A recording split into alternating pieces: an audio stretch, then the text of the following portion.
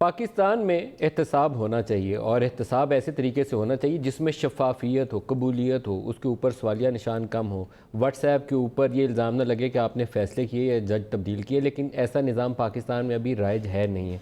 उसके लिए हुकूमत कोशिश कर रही है और अपोजिशन जमातें तकरीबन सभी जिससे भी आप बात कर लें सब कहेंगे कि इस नैब लॉ को तब्दील करने की ज़रूरत है, लेकिन वो निज़ाम कैसा हो जो पाकिस्तान में अच्छे तरीके से अकाउंटेबिलिटी प्रोसेस को आगे भी बढ़ाए और शफाफियत के और इंसाफ के तकाज़ों को भी पूरा करता है। और 90 की दहाई देख लें तो 90 की दहाई के अंदर PMLN और पीपल्स पार्टी की दो हुकूमतें रहीं, दोनों ने एक दूसरे के ऊपर मुकदमात बनाए और तकरीबन वो बेशतर उनमें से मुकदमात जो थे करप्शन के इल्ज़ामात और दीगर चीज़ें, जब उनकी दूसरी हुकूमत आती थी तो पहले ये जो मुखालफिन ने पर्चे कटवाए होते थे उसका खात्मा हो जाता था।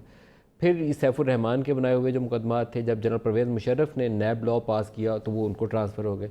जनरल साहब ने जब इनसे डील की और पाकिस्तान से बाहर भेजा तो वो दाखिल दफ्तर हो गए, उसके ऊपर कोई फॉलोअप नहीं किया गया। और यही तकरीबन सिलसिला पाकिस्तान में चलता रहा। जब ज़रूरत पड़ती थी सियासतदानों को, उसके वक्त नैब लॉ की ज़रूरत नाम ले लेते थे नैब लॉ का। जब जनरल परवेज़ मुशर्रफ को ज़रूरत पड़ती थी बंदे तोड़ने की, उस वक्त नैब लॉ का सहारा ले लेते थे। जमाली साहब की हुकूमत पूरी करने के लिए बंदे तैयार नहीं थे हो रहे, पूरे नहीं थे हो रहे, तो नैब लॉ ने 15-16 बंदे रातों रात पीपल्स पार्टी के तोड़े और नैब लॉ की इसी इकरामात के सबब जमाली साहब की हुकूमत एक वोट के सहारे खड़ी होगी। तो अब क्या तरमीम ऐसी हैं जिसके ऊपर हुकूमत और अपोजिशन मुतफिक हो सकते हैं, उसके ऊपर ख़ास फोकस रखेंगे आज इस खुसूसी प्रोग्राम में।